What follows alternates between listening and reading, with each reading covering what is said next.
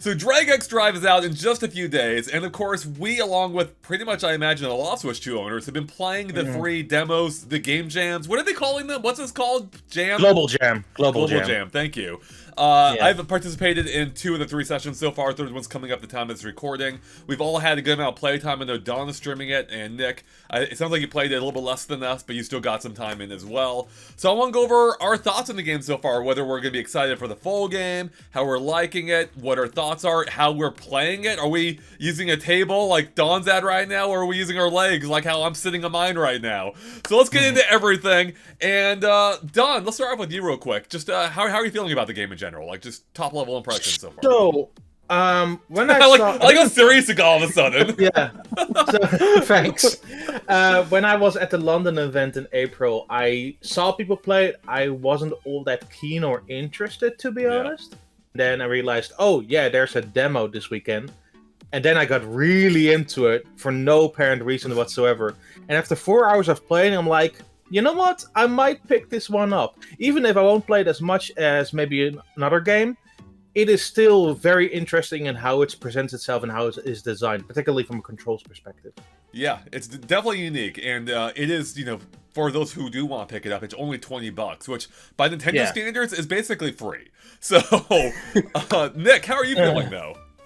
I'm not sure, honestly. Like, I put an hour into the test or global jam thing, and I was honestly, the biggest hurdle for me was just getting comfortable with it, right? Because like even the game says, it's like, oh, use a table or use your legs. I was going back and forth between like rolling the controllers on my legs or using a table. Or actually, I was like on my couch and I had like a little like coffee table I was rolling on. So like, I think honestly, like your position or posture really does affect how you play this game. Because after like 20 minutes or a half hour, it's like, oh, I'm winded, I feel like even my wrists were kind of like feeling it a little bit. Yeah, my shoulders start feeling it in like hour 3 of one of our combined streams at this point. Yeah, it's weird. On the one hand, so like Don, like this is the kind of game I think you actually need to play it to really understand it, which I don't think you always need to do, though. Ideal. It's ideal, of course. But this is one game that I kind of wrote off initially, but then after playing, I'm like, okay, this is actually pretty fun.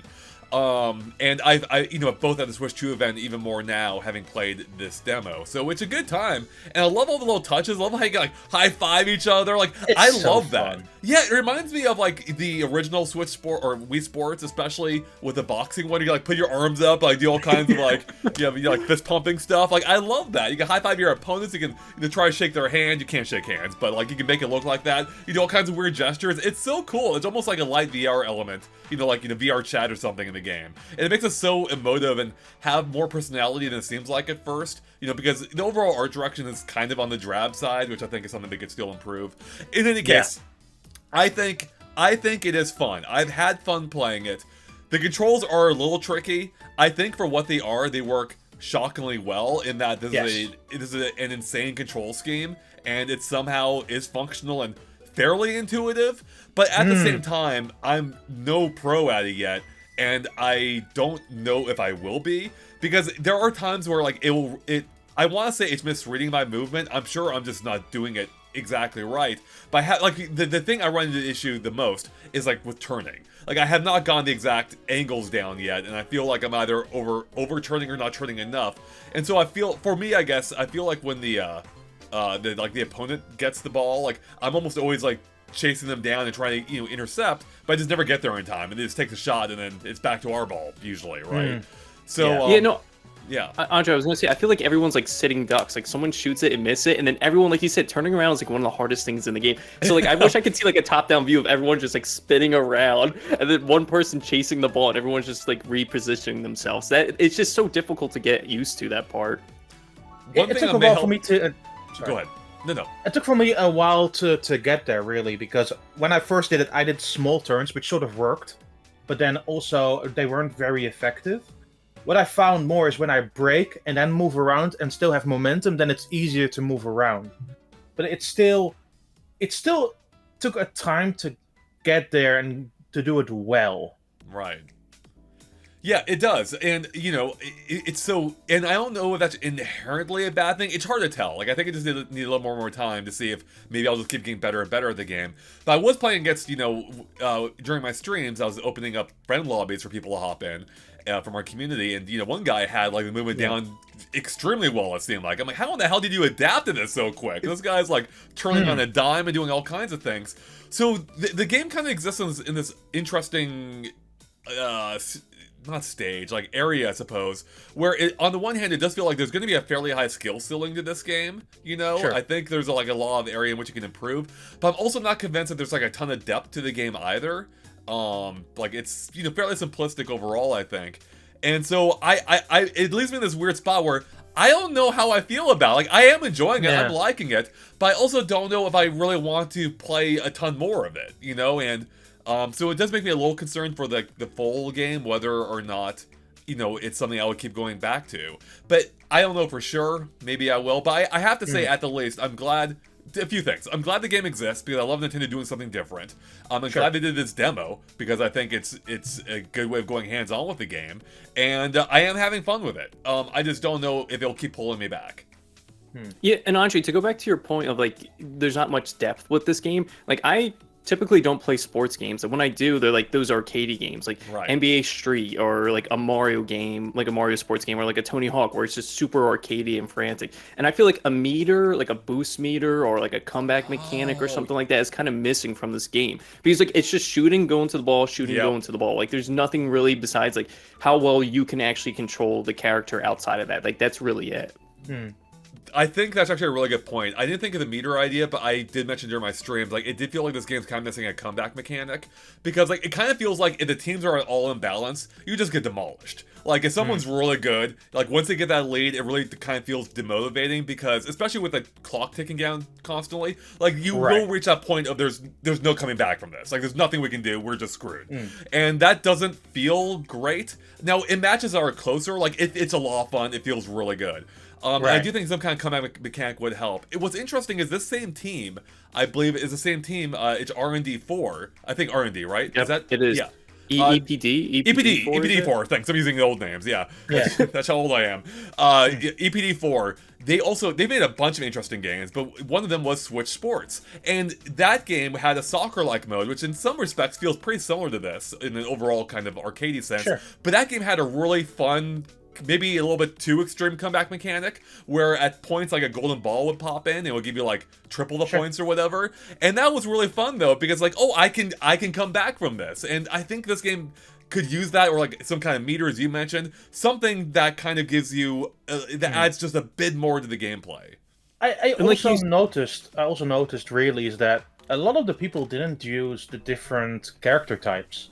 Because if you go to the customization, there are 3 character types to choose from, which is guard, forward, and center. Right. And I mostly stuck to guard, which is really quick, but doesn't manage to shoot shots very well. But I managed to really effectively hold people back from scoring that way. Because I could, like, even if I made a small mistake, I could still move around quickly, block them, and stop them in their tracks. That's awesome. So when you're blocking them, are you like just ramming into them, or are you like putting your arms in the air, or what are you doing? So you can do your hands in the air. It sometimes helps. Also, you can be in that line of sight if you want to pass, which is another mechanic. And then the third one, obviously, is then bumping right into them, ensuring that they drop the ball. Right. You can also hit them from the back, which sort of stuns them, but that doesn't seem like it's very effective, to be honest. No, it doesn't. I think they usually just, like, in my experience, it's like usually shoot it afterward and still get it, or miss, whatever it is. So no, I mean, I think, and that's the thing. I mean, I think there is, like, it's not incredibly shallow. I think there is more to it, and that will come through with even more practice and time with it. And I do want to play more with the 3 groups more. I will say the one I didn't love too much was the one of the biggest wheels. Which one is that? Which role? Is that the guard or not the guard? Guard is quick. Oh, guard's quick. Then it was the slowest one. No, it's either, I think it's forward. Forward. Maybe it's forward. Oh, I think it is forward. Because center is the middle type one with each 3 stats. Right, got it. Then then it was forward. Yeah, that one I just felt just too slow. Like I like being quick and nimble out there, But yeah, I will say though, mechanically, like I think overall, like it does feel good. Like I will say too, like when you're rolling the wheels, like that HD rumble feedback, like this is one of the few games I've seen on Switch 2 so far that really feels good with it. Like really makes really good advantage of it, and it does feel like you're turning those wheels, and it's the whole thing is like really clever. Like I would love to know like what came first, like the idea of you being in chairs, or the fact that the Joy-Cons like feel like you're rolling wheels. Like I would just love to hear more about that process of how that developed. But it's a really clever idea, and I think they do. For sure. I do think they have something kind of, a really neat genesis of an idea here at the least. I'm just not sure if it's like fully fleshed out enough. And maybe we'll see in the full game. But I'm also kind of getting the feeling, kind of like with Battle League, that what you see is what you get. Like we know the full game's gonna have a little bit more. There's some mini games and stuff. But I feel like what we're playing now is the full game essentially. You know what I mean? Like minus some options. No, I think you're spot on, Andre. I don't think they're really hiding anything underneath the hood with this. And I think I was watching your stream last night and you're like, oh, there should be an announcer, right? Like that would make it feel a little bit more complete because these characters are all just faceless, right? And the music is just kind of bland. Like having someone be like, oh, did you see that shot? Or there's a 2-pointer, just someone like bringing up the hype level a little bit could bring so much more excitement to the matches. Yeah, especially, because it brings back memories of an NBA Jam, and one of the key things about that game was, like, the announcers, like, the over-the-top announcer, right? I think that would add so much to this game. It would just be, like, that final, not that final touch, but, like, an extra touch that would really help. And I do think it's kind of, like, I think that's kind of like what this game's missing on some level. It's just in the presentation. Like, what they have isn't bad. It's polished. And I love some of the things they already do. Like, I mentioned all the gestures you have. The final shot at the last second where it goes in slow motion. Oh, yeah. Super suspenseful. That's so well done. But, if things were just a little bit more colorful, some more varied arenas, maybe there's way more in the final game. We don't know for sure. And like the announcers you mentioned, like just a few more touches, I mean, it kind of feels like we're almost paying the price a little bit of it being a $20 game, where you can see where they cut some of the budget in some areas to achieve that price I will point. say, in the same vein as announcements, I must say that spectator mode is spectacular. So good! Like, why doesn't Mario Kart have one like that? You have full camera control, you got like a drone control, you can move wherever you want. That's so good, that's great. I mean, in fact, the whole lobby system, genius. It's like ARMS, but even better. Where you can have like two games. It seems like you can have up to 12 players in the lobby. You can have 2 games going at the same time. You can also practice if you don't want to join the game. You can spectate one of the games going on. It's so smart, so well done, so well executed. I'm like, is this a Nintendo game? Like, how'd they get it so right? Wait, and Andre, you said, I guess that was one of my like gripes or something I couldn't figure out right away because like I felt every time it was just putting me into a game where it's like, hey, like I just want to sit down and just like roll around by myself. But was there an option for that? There's 2 things you can do to my memory. On the menu, if you're in a public lobby, there's an option to make it so it only puts you into a game if it needs you to. So the one you have right now by default is one that just throws you in the game immediately. So change that option, you can like just play around in the stage or the arena. Or just make your own private friend lobby, just hang out there, and no one will bug you. I think I tried doing that last night, but it just put me into another lobby. It was like, oh, there's not enough people to play, so it just like forced me over, which was kind of weird. Is there a time limit on that? Maybe. I sat down for a few minutes, and then I don't know if that's right or not, or maybe I clicked on the wrong thing. But again, like I said, like I was just trying to like roll around by myself. If you do what I do in my streams, you just go to the friend lobby section, create your own arc or whatever. You go to the little ID section where you make your own ID, and then that would hopefully work, I would think. So, but I haven't tested it fully myself. Have you guys tried? I don't know if you have messed with this at all. Have you tried using the bots in either of the teams? No. Oh no. So the hard bots are so incredibly precise. They were really broken. Like they would shoot 3-pointers, completely to shoot you back at your friend that's on the other side of the field because there's a complete free line, and then you shoot it back, and that's instantly hit a 3-pointer or a 2-pointer without anybody batting an eye. Jesus. It's like a normal and easy. It's a bit more palpable, and it feels like it's more on the skill level of actual players. But on the hard, it's completely bonkers. You can also not let have 1 player on each team and have 2 bots on each team. The game doesn't allow you to do that. You have to, only can 1 bot and 1 player, versus another bot and another player, or 2 players, 1 bot, 2 players, 1 bot. You cannot have. So you cannot have a full CPU match, for example. But can you? Sorry, I'm not sure if I fully understand. Can you have humans against CPUs? No, it needs to be an equal footing. Got it. That's so weird. odd. Yeah, that's super Yeah. weird. I think that'd be fun. Like if I just want to chill and like have some fun with like you two, like hey, let's go destroy some bots, right? Or get destroyed by the bots. Yeah, it's a little of an odd choice, but Yeah, in any case, even if you do like 3 versus 2, it gives you, hey, this is not balanced. Do you want to randomize this a little bit? right? Yeah, interesting. Huh. So, what do we think about the stunt system, by the way? Because one of the things you can do in this game is you can do tricks. Whether it's like, backflipping off like the half pipe or whatever, or quarter pipe, dunking the ball. And you get like little extra like bonus points, like increments of points. So, like, instead of a 2-point shot, it's like a 2.1 shot or something. And that can, make the difference sometimes. How are we feeling about that? I think it's great. I think I still need to get actually, like yeah. because like I couldn't even get the handle of jumping like just in my chair. Like I was, can you guys explain it? Well, Because I felt Nick, like I was just like just so you know, Nick, you don't literally hop in your chair, okay? Just so you know, that's not how that works. No, it's basically you hold the guard buttons, you hold one to tilt, and then immediately use the other one to jump. Then. So is there any point of using that to the trick system? Like, do you get anything from that? Like, if I was to just jump in place and shoot, would I get an extra point for that? I don't necessarily think that would happen, but it's a good blocker shot. Okay. I think it's more so effective to either maybe do a very short tilt or hop towards the goal, or either use the half pipe to shoot with one hand because you get an 0.2 extra bonus. So then, Andre, were you doing that a lot? Were you using the tricks to get those extra points? Or did you not find like enough time to... Were you just shooting 2s or 3s? Tricks are probably my weakest area right now, but the one I am doing more consistently are the dunks, because you get like a little, I think a point one for that or something, or maybe more. It might depend. If it's a one-hand dunk, you get 0.2. If it's a double-hand dunk, you get a 0.1. Got it. Yeah, so I mean, I think dunking is fun. But yeah, there's more than that you can do, and I haven't mastered those at all by any stretch, or even not even. I don't even know why I said master there. I'm like nowhere even near even getting them down at all.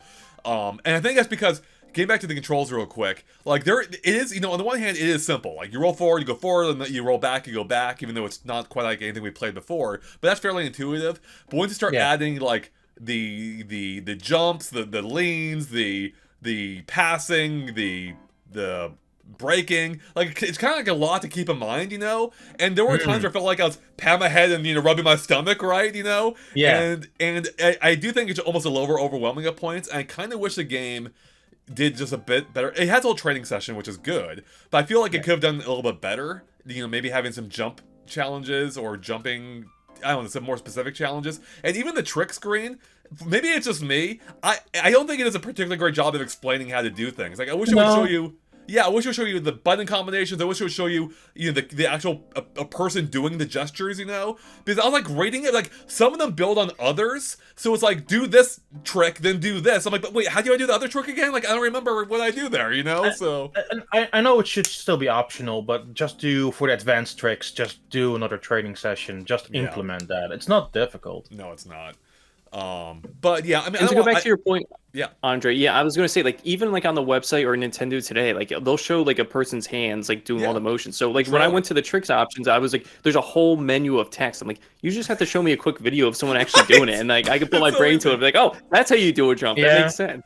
Yeah, the trailers actually did a better job of conveying. Like I was rewatching the reveal trailer today. I'm like, oh, that makes more sense now that I see it being performed by someone, And it seems like such a simple solution. So yeah.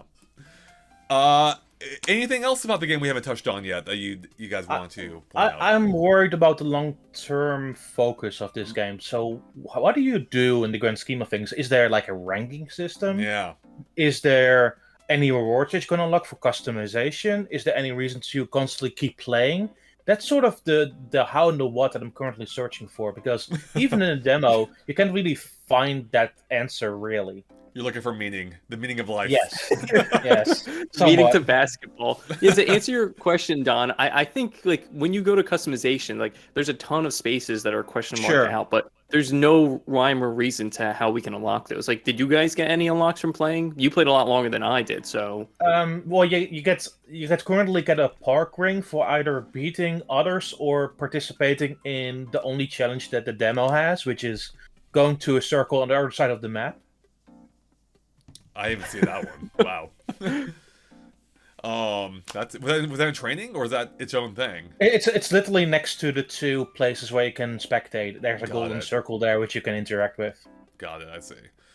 Yeah, no, that's actually you guys bring up a really good point. The longevity is a concern of mine as well. I mean, I was already concerned just based on the type of gameplay it is, where I just don't know if it's going to keep bringing me back. Like when I'm playing, I'm having fun, but I don't know if it's the type of fun that's like, oh, I gotta get more of that. I gotta play more, right? You know, like how I felt with Mario Kart or even ARMS or any number of games.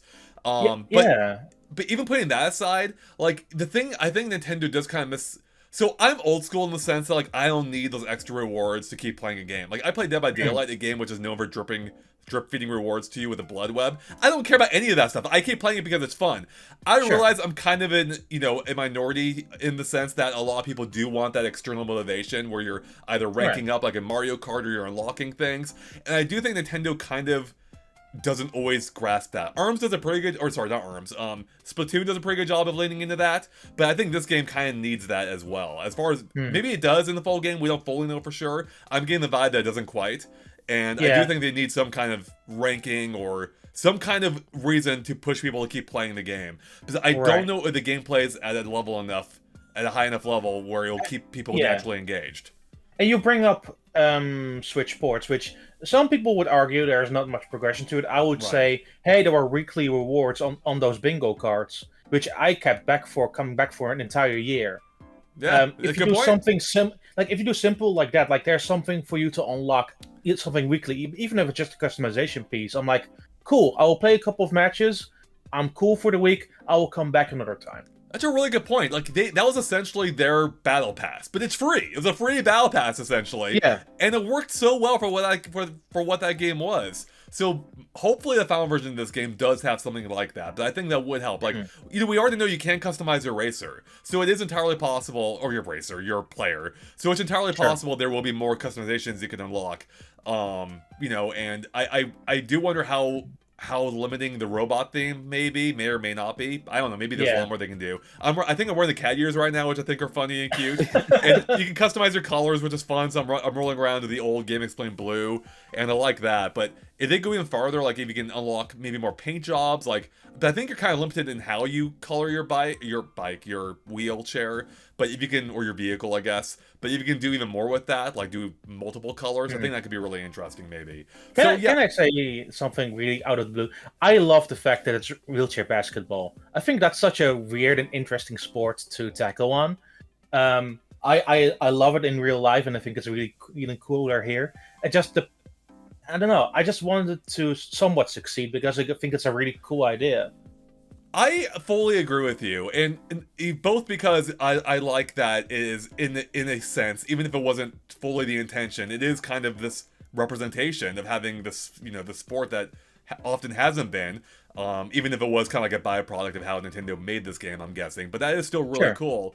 But also, like, even beyond that, like, as I was saying earlier, like, this is a unique game. I like that. It is something different. Like, and I retweeted a tweet from someone else yesterday pointing out that the studio behind this game, like, has kind of long been making all kinds of varied projects like this. They made Ring Fit Adventure, they do 1-2 Switch, they did Game Builder Garage, Switch Sports, others I'm forgetting at the moment, and that's really neat. Like, even if they're not all home runs, this studio's always like going for kind of like big swings, or different swings at least, and I love that. Like, so whether or not I end up loving this game, I'm glad it exists. Like, I like that they're doing something fun and different, and And it really does remind me more of like that old school Nintendo, like where I grew up with, where almost every game felt that different and fun until they got locked in their IP lanes and their series lanes, And so I like it. So even if I somehow end up hating this game, which I'm not going to, but even if I did, I will still be happy it exists, So no, for sure. Yeah, and I'm bored with you, Andre. Like, even if I'm not like 100% sold on the game, like, I'm happy that Nintendo's taking risks with these brand new IPs. And something that we didn't even talk about is the pricing range. Like, right? Like, so far for the Switch 2, we've seen a $10 game, a $20 game, 70 and 80. Like it's high and low. Like there's no middle ground. So it'll be interesting what they see, like what we see for the rest of this generation. Like if we're ever going to get other $20 games or 30 or 40 or 50, because I think there was like an interview with Doug Bowser and he talked about like the pricing for the games or something, like once the Switch 2 was revealed. So like I hope that we get more of these niche titles, something like this, which is $20. Yeah, here's the thing, right? Like I haven't done many downloadable games during the Switch era. There were a couple that were made by third parties that Nintendo published, but there weren't that many when you compare it to the generations before on 3DS, on Wii, and DSi. Like, I like experimental games, and I think they should bring them back. Maybe this is a start of it, but I would hope they would continue doing that. No, I fully agree. I think the varied price point is interesting, not just from a consumer spending standpoint, but from how it kind of opens the avenues for what Nintendo can do. And I love that. Like, they don't always have to make every game, not that they have, but like, not every game has to strive to be like a big double or AAA title. I want them to experiment more with smaller titles that they may not if they're locked in that price range of 60 plus. And so I think that's really cool. Now, I did mention earlier, like, you know, hey, it'd be nice if they added a little bit more polish, but if they, not polish, but like presentation, for instance, like an announcer, but then does that start bumping up the price? Then it gets into the question of, well, is the game worth $30, you know, if they do this, or is it worth 40? Maybe it would be, and I think that might be a question more internally for Nintendo of like, you know, just doing what's best for any particular game. Regardless, though, I do want them to experiment more, and if this is how they do it, I'm open, or I'm cool with that. So, and especially it might help balance out. If, you know, $70, $80 are going to be the new price points, it might help be like a bit of a counterbalance to that too. It's like, yeah, you know, some of them are going to be 80, but also we have these at 20 and 30, you know, so yeah. Yeah, and I hope these experiments aren't bringing down like IPs that we know and love, right? Like I look back at like Star Fox Zero and how that was inherently tied to the gamepad, and there was no other way around that. Or like something like Amiibo Festo with Animal Crossing, right? Like maybe just slap like another IP on stuff like those that like they don't have to bring down the inherent like goodness or enjoyment of like a Star Fox or Animal Crossing. Like we don't know these characters for Dragon Drive, right? Like these are nobodies, which is kind of unfortunate, but at the same time, it's like, okay, like if this game works, if it doesn't work, like cool, like I'm on board. Yeah, absolutely. And I think this game, you know, so far, as I've said, I've been having a lot of fun with it. Like, it actually reminded me of a few things. I mentioned Switch Sports Soccer already, but also reminded me, of course, of Rocket League, which also reminded me of Metroid Blast Ball. And at that least, this game is no Metroid Blast Ball. This game blasts Metroid Blast Ball away, alright? It blows it away. Not even close. But, on the other hand, like, I don't think it's a Rocket League level either. Like, I'm having fun with it, but Rocket League, you know, is almost a whole nother level, I think. So I don't know if it's fully fair to compare, but again, I do like that this game exists at all and is different. And even if it does remind me of Rocket League, it's still different enough that it feels like very much its own thing. And yeah, I'm enjoying it. And you know, it is possible that with a full game, you know, maybe there is more to it than I thought, and maybe my skill will keep improving if I stick with it. I just don't know if I will want to stick with it or not. But you know, hey, for what's a free demo so far, I've been having a lot of fun. So. I can't believe Blast Ball is part of the Metroid Prime universe. I can't believe that either. That was a dark time. That was a dark time, I think. Oh my goodness. All right, guys. Any final thoughts about Dragix Drive? Or are we wrapped up here? I just hope there's some longevity to this game. I hope that you can play it offline, because that would be very confusing if it would force you to play online. Like at that point I was like, why wouldn't it be tied to like NSO, like be like a free NSO game, or like an expansion pack game or something like that? But I hope that assuredly you you can play it locally. Yeah, I'm sure you play offline, and very likely against CPU players, whether or not you can't in the demo. But the real question I think is there really going to be any kind of like meaningful single player? Like, is it just exhibition matches, or can you do? Is there like some kind of campaign here? And there are missions, but yeah. Oh yeah, well see, there we go. There are missions, right? Good point. So that's something, I guess. So yeah. You bring up like a campaign. Like I could picture maybe like a simple tournament bracket where it's like Team Orange versus Team Red, and then you move on to like the next round, and it's like Team Green versus Team Blue. Like even something simple as that would be nice to just play around in. Speaking so you just won Battle League again? No! How dare you? How dare you? I will say, you know what? Here's another point, real quick. Actually, two things. One, you're always Team Blue, by the way, which threw me off at first. I'm like, why are you ever Team Red? But it is kind of nice that you always know what's what. But getting back to Battle League, this demo is so much better than Battle League's, and even if even if it still is in a sense doing the same thing, which I feel like we're seeing the full game with it, I'm much more compelled to pick up the full game in this case rather than Battle League. If not, you know, partially because the price point makes way more sense here. Was it Battle League? Was that $60? Was that $60 Battle game? League was 60. It was 60. I think it was 60. Absurd, absurd for that game when the demo already gave almost a full glimpse at it. Whereas here, even though it may be similar, yeah, you know, it's only $20. So I'm glad this demo exists. I'm glad Nintendo, you know, is letting us play with it just days before release date, and we'll be picking up the full game too. So stay tuned for that stream, if you know, to see how different the game may be. But yeah, I'm glad it exists. I've been having fun, and I'll see if I keep playing it or not. So yeah, are you guys be? Oh, go ahead. Yeah, I'm gonna pick it up for sure. Yeah, I thought that was gonna be your question for sure. Yeah. No, that's basically it. Yeah. Yeah, like I had once again had no interest before actually playing this, but after 4 hours, I'm like, even if I don't play it often, it's at least a cool novelty to have as a game that is solely unique. Yeah, absolutely. Nick, though, you're still on the fence, though, I think, with whether you. Yeah, I'm still on the fence. I think honestly, with the timing, like I was just tired for the global jam. Like it's just at weird times, so like I'm not really in the mood to like be fully invested in a game that I completely have to move my body. Like eventually, I just sat on the couch, like I'm just gonna watch TV or something. You know what? That actually is bringing up a valid point that I did want to mention earlier, real quick. Even though I'm basically done here, otherwise, for as fun and intuitive the controls can be, while also being a little bit complicated at the same time. I don't, and I also don't even find it all that tiring. I don't know if I want to use them constantly, though, right? Like sometimes I just want to sit down, not have to worry about how I'm, you know, using my arms like that. And I think that honestly is going to be a barrier because there is no other alternate control scheme to this game that we know of. And I think that could actually be a slight problem, you know. And also, real quick, it is a little ironic that for a game that is, you know, embracing the wheelchair basketball angle, that's also perhaps one of the least accessible games Nintendo's ever made. Yeah. So there are like no accessibility options here. But yeah, I don't know. Like I just don't, you know. Nick, how were you playing? Were you playing on your legs or at a desk? I went through multiple options. I used a table. I put my legs up, and I was like playing with the controller on my legs. Yeah, like I was like laying back, and I had my legs down. And, like that's the thing. I was just trying to get comfortable. I was so tired. I was like, okay, I just want to play with a traditional controller. But yeah, I couldn't find a comfortable kind of like style to play. That kind of speaks to the issue because I don't think the way I typically play games when I'm not like on stream would have a good way of me playing it, right? Like I'm just sitting back in a chair or in a couch, and I wouldn't want to be. I'm not in a position to be playing it, you know, how I do on stream. So I know, Don, you're using a table, right? And you've enjoyed that so far, yeah. Yes, I am. But is that how you play? Is that how you play games casually though? Like if you're playing off stream, is that how you play them? Depends. Like I play. Like a good chunk of it are obviously played when I'm on the go in my train ride to the office for my work. Right.